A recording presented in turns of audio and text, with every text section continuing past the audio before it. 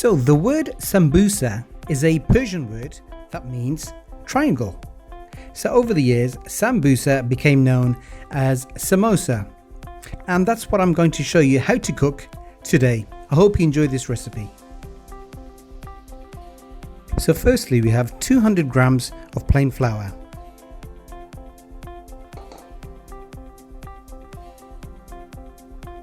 Next, we have 1 teaspoon of salt and 1 teaspoon of carom seeds, into which goes 4 tablespoons of ghee or clarified butter.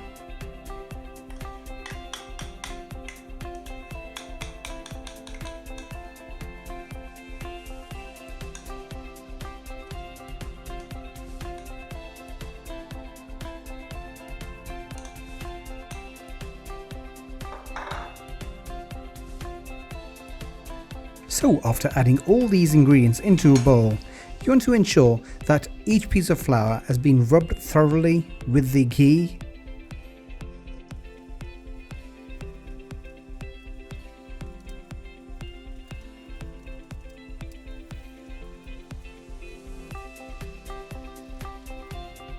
And then when you feel that everything has been rubbed nicely, you slowly add the water. We have about 150 ml of water in total here, but you want to add that slowly.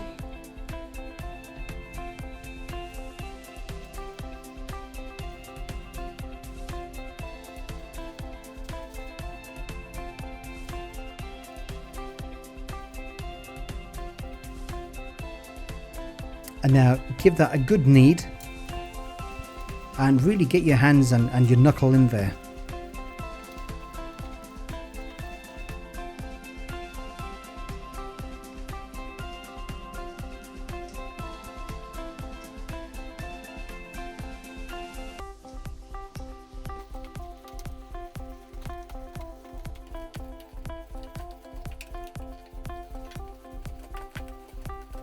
This kneading process will take you about 5 to 7 minutes in total. Then once you've got to this stage, you want to cover it in either cling film, or I've covered it in just a food bag here, and then leave that aside. Next, it's time to make the stuffing. In the stuffing, you want to put in 2 tablespoons of ghee,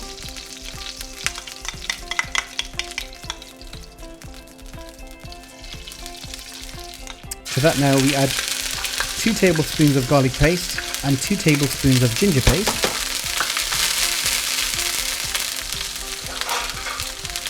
I'm just covering it so it doesn't make a right mess over the cooker really. And mix that into the ghee.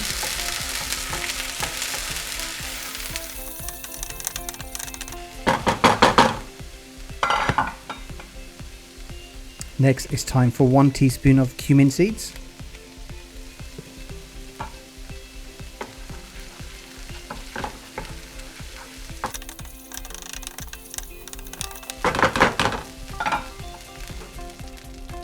And now we add 3 green chilies, finely chopped.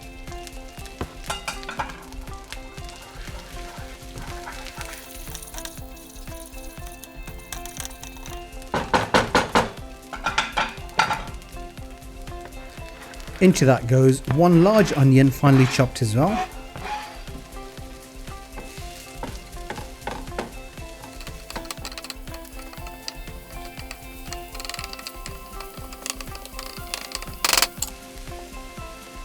One teaspoon of nigella seeds and 1 teaspoon of red chilli powder.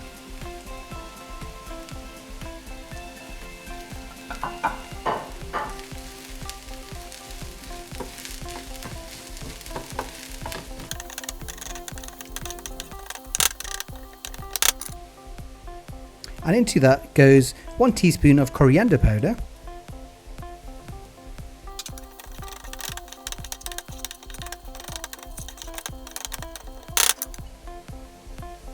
one teaspoon of salt,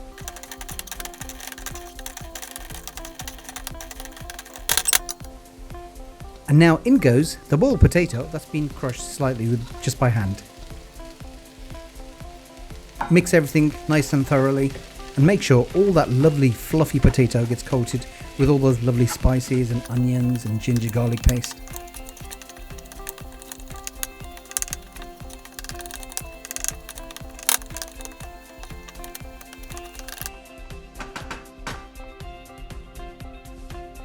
Next in go a cup of peas.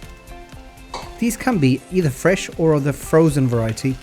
All I've done is I've put a cup of boiling water into a bowl of peas and just let them defrost really for about 5 minutes or so. Next goes in a handful of finely chopped coriander.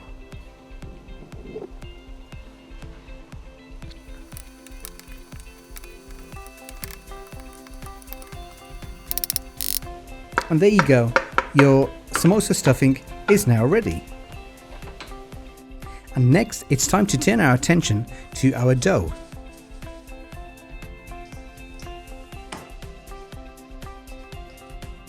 So we need to give it a little light knead.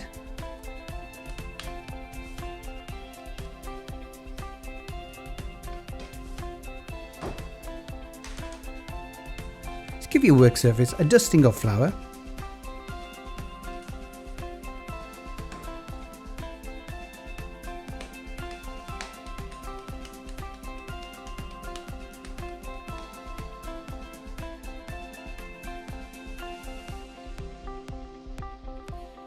And then roll out your dough into a long sausage and split into 8 equal portions.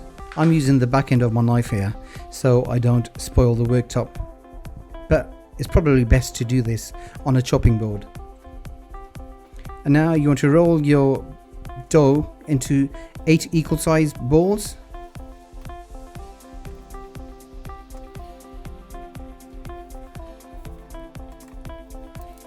And next, it's time to roll out your samosa dough, with which we'll be making our samosa outer shells.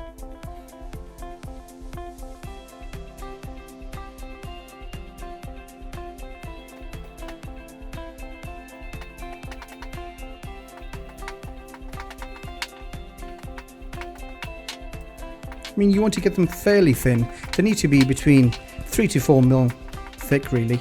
And again, I'm using the back end of my knife. But if you do this on a chopping board, you can use the sharp end of the knife and you'll get a cleaner, crisp cut. So what I've done, I've let these dough semicircles rest for about 10 minutes so they just kind of develop a harder outer shell.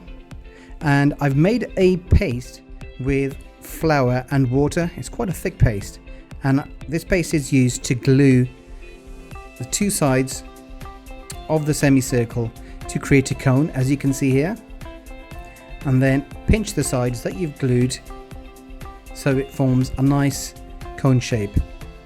Next, it's time to add the stuffing.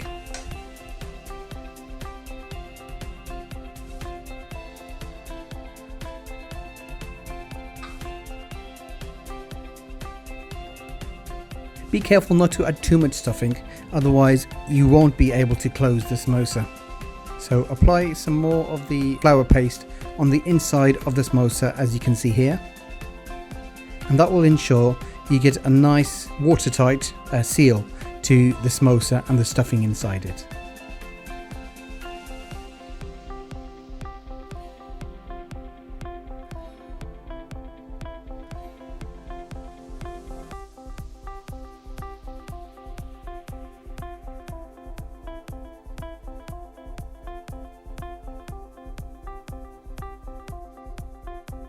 So just repeat that process. You should be able to make 16 samosas in total.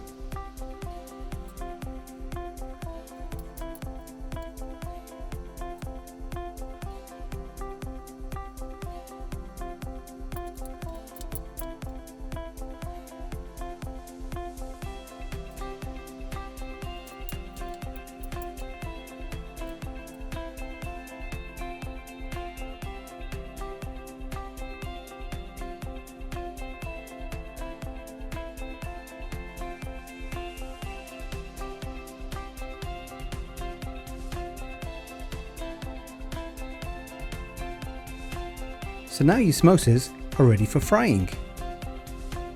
So in a hot wok, heat some oil to a medium heat, and you want to fry your samosas in batches. I mean, because I've got a small wok, I can only get about 3 samosas in at a time. So you want to leave them for about a minute on each side to start off with.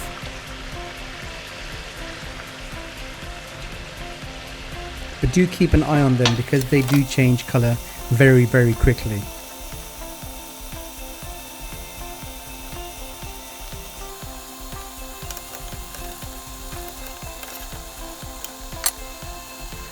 So when they get to this kind of colour, it's time to take them out. A lovely golden brown colour. You can take them out earlier if you want, but I like to get them to a nice lovely golden brown colour like this.